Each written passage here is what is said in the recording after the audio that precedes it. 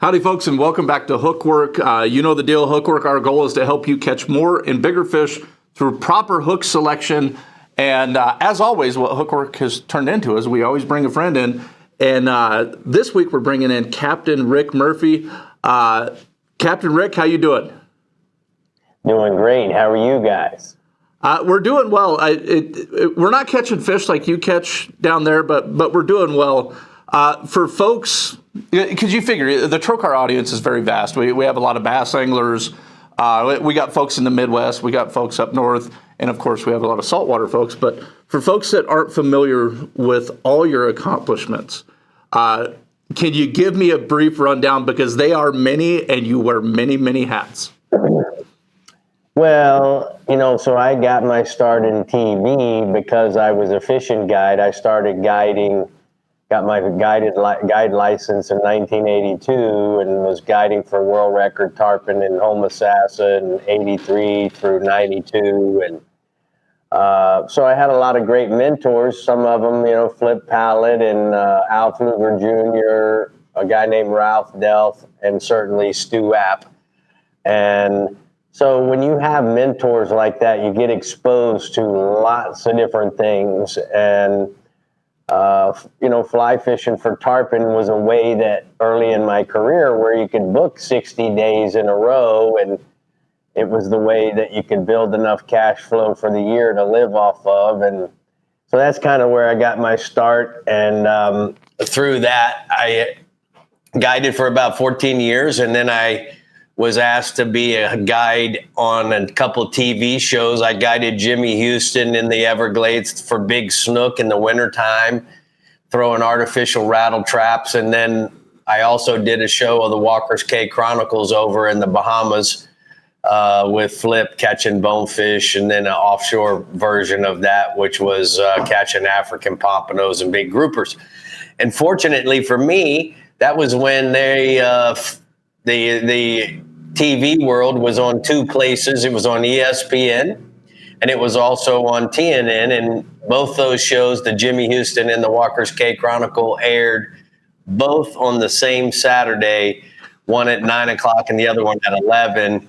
And that's kind of how I got exposed to the TV, because some guys here in Miami, which is where I live, saw it on TV, and within a couple of weeks hunted me down and said, how would you feel about doing your own TV show? And so I said, yeah, let's give it a shot. That was in 1994.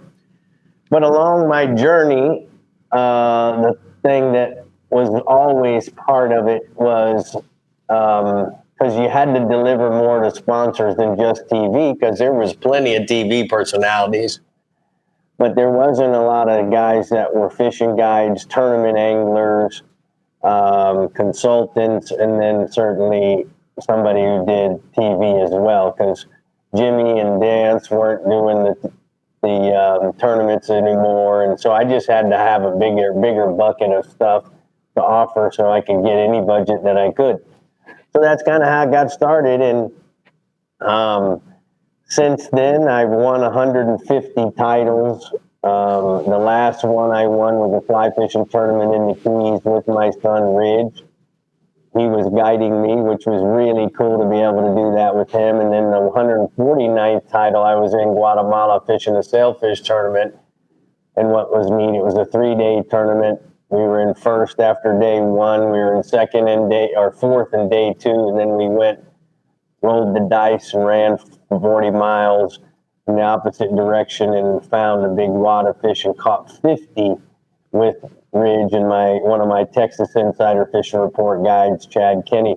To catch 50 sailfish in one day and to do it with your son was pretty awesome. And then that was certainly a big thing for him, because he can now say, well, I was there for the last 2 wins of my father's tournament accomplishments, so there's where we sit.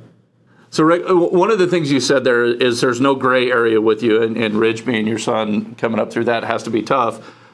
One of the things that I hear with that, being a dad myself, and I also don't see gray, is iron sharpens iron. And like you said, like his accomplishments right now our pace to be something very, very special. I'm looking forward to seeing what you guys continue to do together, and I can't imagine that that's not the most fulfilling thing in the world, to be able to work side by side with your son and work together with your dad. Oh, it really is, So we've been filming Sportsman's Adventures for 2026. We film a year ahead of time because of migrational species in salt water. And Ridge and I went to El Salvador to fish in a place down there that we had never been to. And it was really amazing because in the wintertime, in the fall, Ridge works on a big 70-foot Spencer. And so he's the mate and a co-captain in the situation. And man, that child is so good in the big boat application. So when we went to El Salvador, what we were asked to do is to go down there and film sailfish and mahis and tunas offshore. Their crew really didn't know very much. They knew how to rig a ballyhoo and they knew how to put out a few teasers, but like the first couple fish we had on, the captain was so in awe that we had a double header on and we had 3 or 4 fish in the teasers that he just took the boat out of gear because we were fighting fish. It was not normal to him to keep the boat in gear, to keep teasing, keep hooking more fish. He's thinking about the fish running the other way. Do I need to start backing up? Of course you can't back up, because if you do, you're going to run over the teasers. Yeah. So my point is that we are in El Salvador, and with this new place, the most beautiful lodge you've ever seen in your life, and we're teaching the captains and the mates on how to tease these things and how to certainly keep them the best way to chase them down. Instead of back into the sea and fill the cockpit full of water, we're going to turn the boat sideways and run sideways to them. And then once we get 100 feet from them, then we'll turn the boat around and back down to them, So that was all Ridge. I told Ridge, I said, let's just take over the boat. And he goes, okay. And the captain and the owner of the lodge, they were completely okay with that. So, there's going to be a lot of that stuff when you've had the teachers that I had, and certainly now the teachers that Ridge has had. Because there's a lot of guys that were after me that they created different styles of fishing themselves, And it's just amazing how I'm really enjoying going all over the world with him. This week we're leaving to go to Portsmouth, New Hampshire. We're going to be fishing for the giant bluefins on Friday, Saturday, and Sunday. So he's never done that before. I caught him in 1989 and in 1988 and 1990, but it'll be fun to watch, and we're going to do it with stand-up tackle. So we'll see how much he likes that, but it's just so cool. When we were talking about this, we were just in Argentina last week, how much fun we're having being able to go and do these things together, because, long after I'm gone, he'll be able to remember all these cool things that we did, It's so cool. And this kind of gives us a natural segue to the next question. So the last time you were out in Denver, one of the things that I do very, very selfishly is whenever I'm around, my term of endearment for anglers that know their stuff in and out is sticks. So whenever I'm around a stick, that it's like, Eric, ask the right questions, download the information. I love my job, I love what I do, but my goal in life is to be the best angler I can be. So I picked your brain as much as I could, and we got to talking about Platinum Black and how the shine of a hook really changed something. And I think it was tuna fish, but can you talk a little bit about that and how that came to be? So it was 1989. I was fishing with a guide out of Key West. His name's Ralph Delph, and he would go up there because in the Keys, the people coming down there for charters slows way down when it gets really, really hot. So he figured out that he could go up at the end of June and rent a house and commercial fish for these big bluefins. So he got all the licenses and all that stuff. And So we go out, and basically what we were doing is fishing in a bay between Gloucester and Cape Cod, or P-Town. And it was 85 to 100 feet of water, and that was real clear, pretty water. And these tunas, they would chum for them. And then he would take the hook and put the hook in a piece of the chunk. And we would drift that along with the chum, little pieces at a time. Well, he figured out, or he thought what would happen is he would see the fish come in on the sonar, and then they would turn off instead of eat his bait.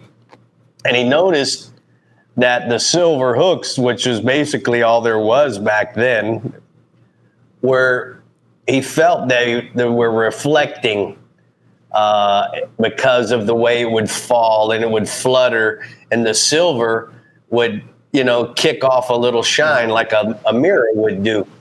So he took a Sharpie and would color the point of the hook so that you couldn't see it. It just looked like it was part of the meat.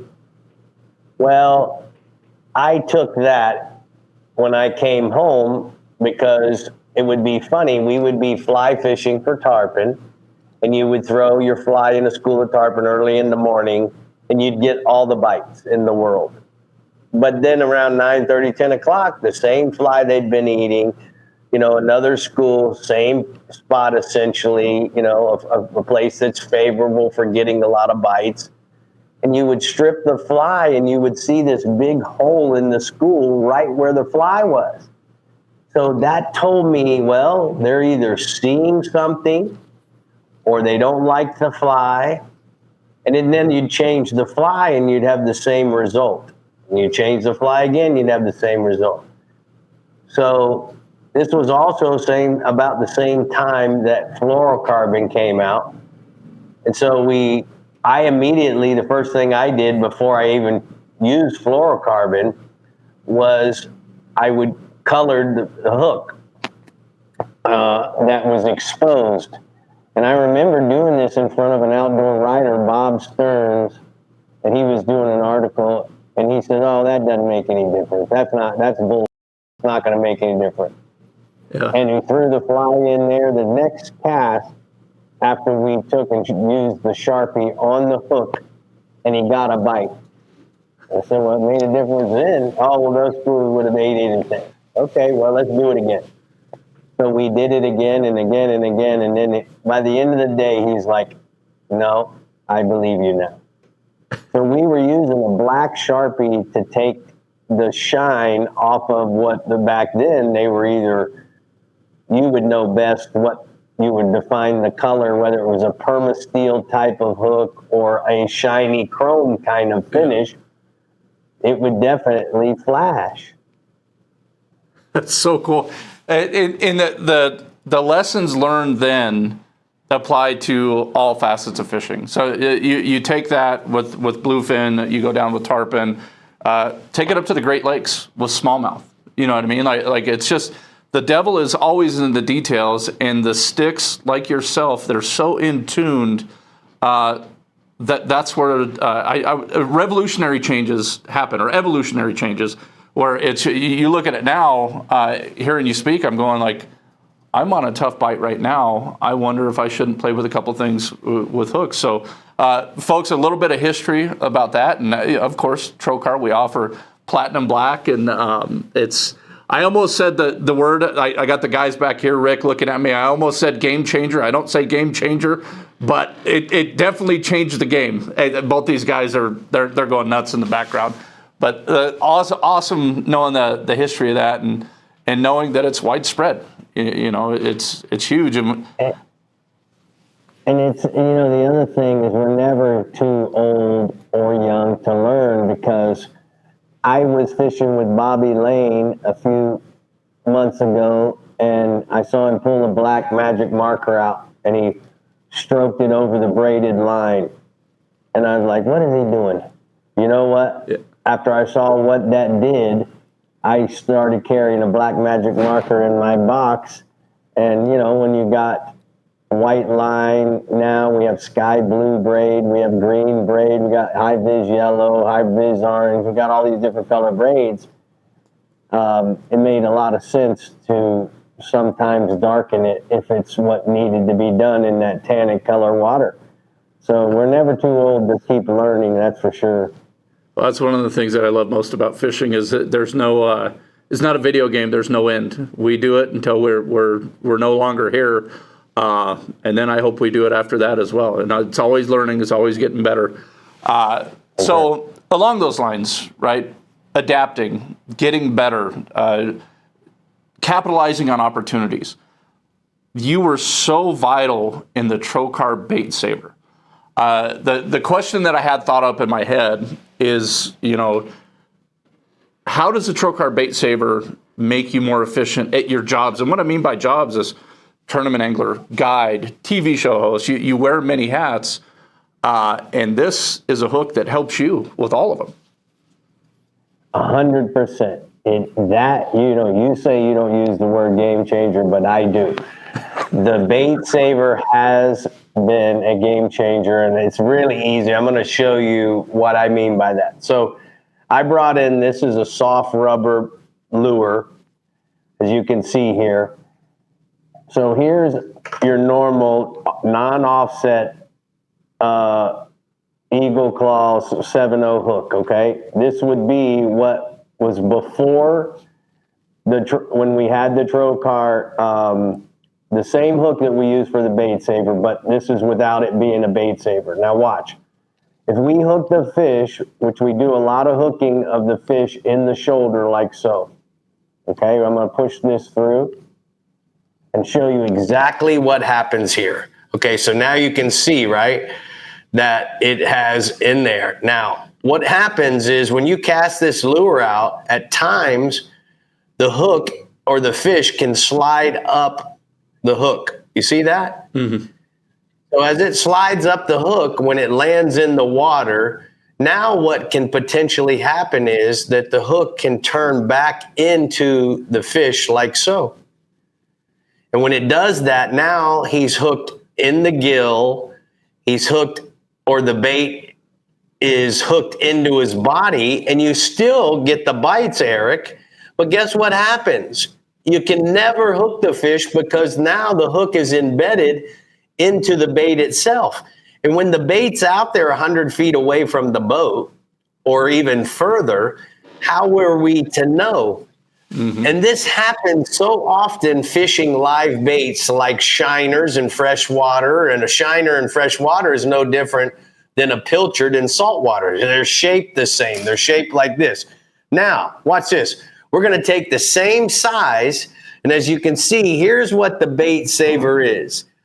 We put this little bead on the shank of the hook right here with a piece of mono to stop the hook shank from sliding more into the flesh of the fish.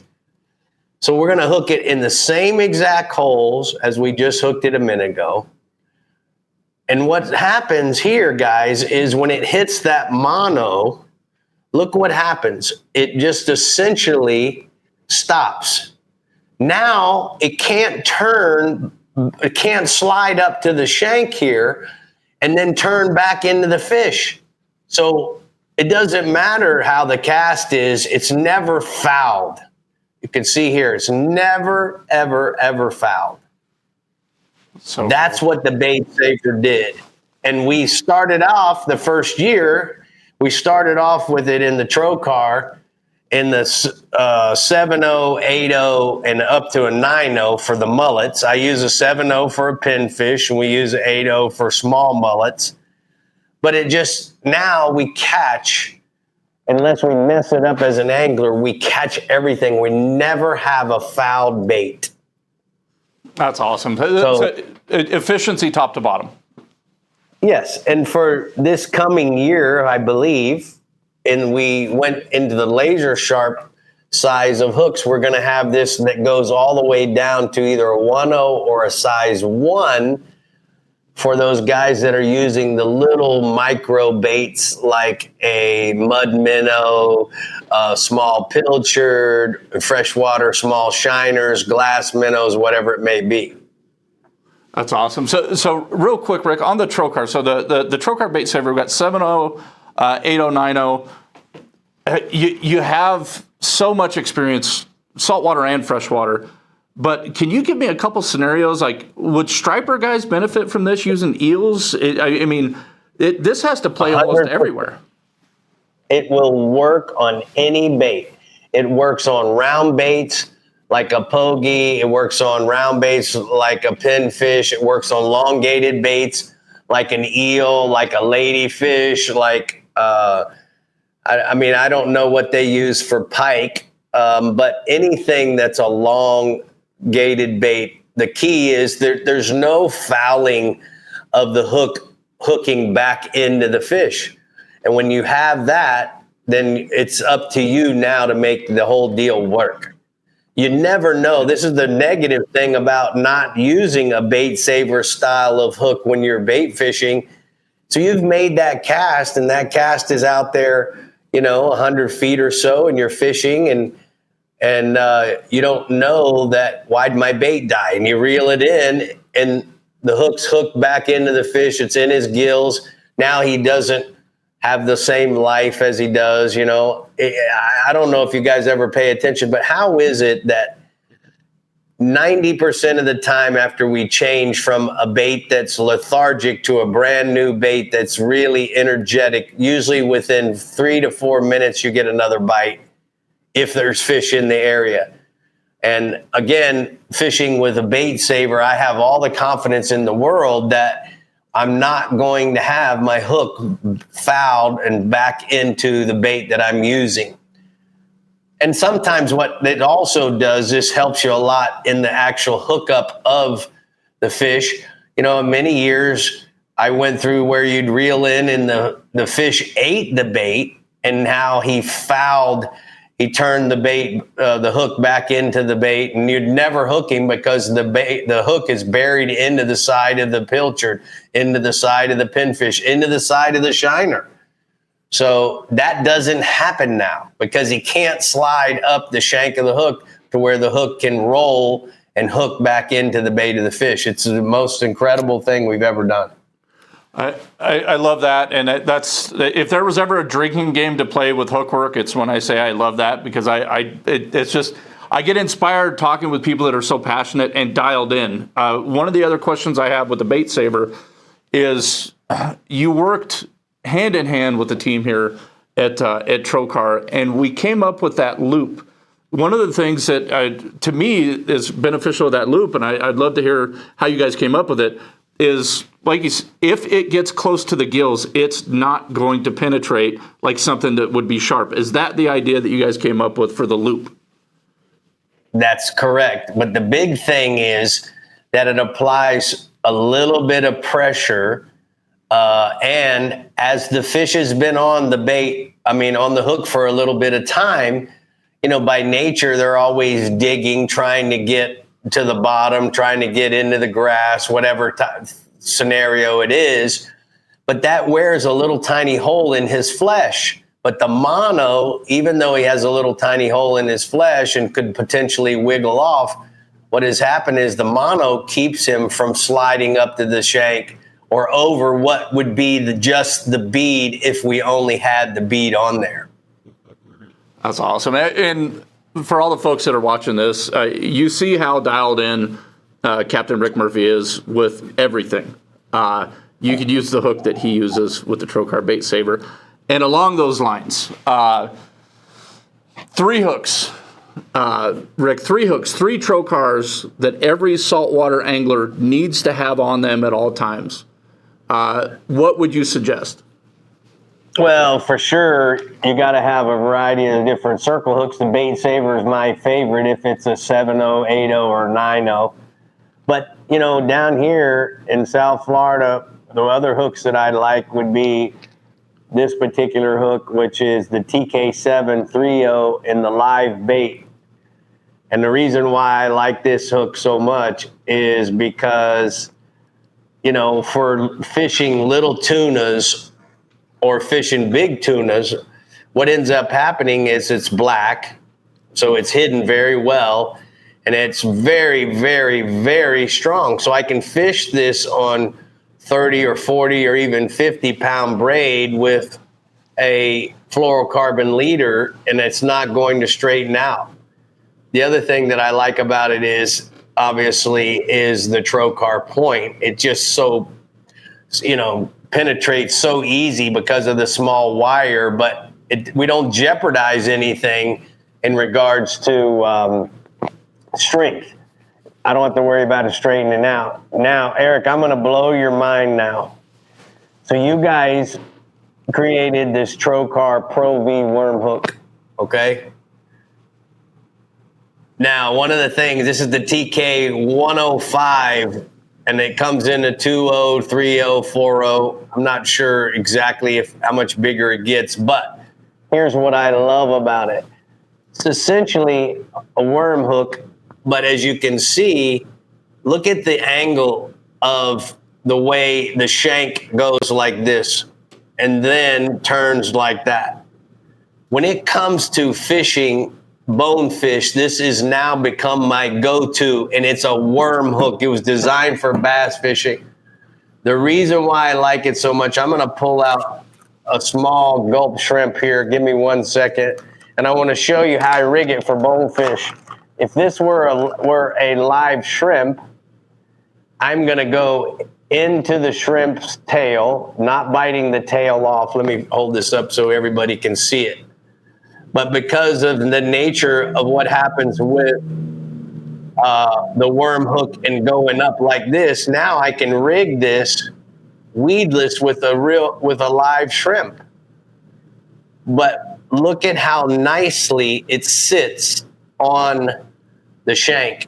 It's absolutely perfect. I pulled it a little too far. Perfect, just like this. And now this I can rig weedless like so. But if that was a live shrimp, this would be exactly how I would rig it. And I throw it to bonefish and I catch every one. They never get off. I never had a ratio before fishing like this. The other thing we'll do sometimes is we'll add a couple more shrimp on the shank here. We take the shrimp and break the head off so that now we have even more smell. We throw this into a white hole and just let it sit there with a split shot up here on the top end. And we call it the shrimp booger. But what's perfect is that it makes this thing, the way it sits on the hook and how it's facing and really weedless, it's just unbelievable. And it has changed my success in bone fishing. I did a show with my co-host Bree Gabrielle from the Florida and the Texas Insider Fishing Reports. She never caught a bonefish before. She caught 9 in one day on this particular hook, and it was with a shrimp booger. And that long shaft allows me to break the head off of a shrimp's body, break the head off of another one, and what I do is I put them on first, then I put the live shrimp on here, rig it weedless, and then I slide the other 2 pieces that don't have the head. It's just the tail. I've peeled one section off of the shrimp so that I have some meat exposed, and we throw it out there with a split shot, let it sit in a hole. We catch mutton snappers using this, all these flats, fish, permits, as well as bonefish. But what's amazing is how my ratio has gone up, because I think we can all agree that when you're fishing something that's weedless, you jeopardize potentially that product not getting out of the way in the hook setting application. And so you get the bites and then he comes off after, having him on for a few seconds because there wasn't enough point exposed. And so it didn't penetrate in his mouth. And that's not the case with the TK 105. It really isn't. It's amazing how it's helped me. I love that. And it as a hook guy, the TK 105 is one of my favorite all-time hooks. The way I describe it, like the way I describe a lot of our Trokars, it's a symphony of attributes that do the work that we put in as anglers justice, meaning, like you said, there's a lot of weedless applications where, yeah, you get bit, but if you don't seal the deal, what are we doing? The TK 105 takes that and it seals the deal. We filmed up in Minnesota 3 days within fishermen, and we did not dump one single fish. And to know that you saw that hook and you go, you know what? I'm going to use that on the salt. Not only on the salt, I'm going to use it for bonefish and a couple other applications. And it's the little booger. That's what you guys call it, the little booger. We call it the shrimp booger. Shrimp booger. The juice has been released by Captain Rick Murphy at the shrimp booger with the TK105. Rick, this is everything that I hoped it would be, and more. Real quick for some of our bass folks, you provide value every step of the way. If you're on screen, you're providing value. Where all can folks find you? Certainly, they can go if they want to watch any of the TV shows that we produce. They can go to the Captain Rick Murphy YouTube channel, and you can find us there, or you can contact me on Instagram, Captain Rick Murphy, or you can go to any one of the website sites that we have. Google Captain Rick Murphy, and you can find out anything you want to know. If you want to come down, go fishing with me and Ridge, we'd love to take you. We're still in the business of charter fishing, so we love still going fishing as much as we can. And the truth is, it gets us out of the office. That's great. Well, Rick, thank you so much. As somebody that I live it, like I said, my main goal in life is to be the best angler that I can be, aside from the family stuff, of course. And I just appreciate being around people and talking to people that have the same sickness or passion that I have. It fills my cup, and I'm sure it's doing the same. And you've inspired people for a very long time, and will continue to do so, and so will Ridge. So thank you so much, and thanks for fishing American-made fish hooks. Oh, my pleasure. All of it is my pleasure to be able to do this with Eagle Claw. I dreamed many times in my career that I was with Eagle Claw, and this is cool that here I am in the last quarter of my career, and I've got with you guys, and it's been an honor. It really is.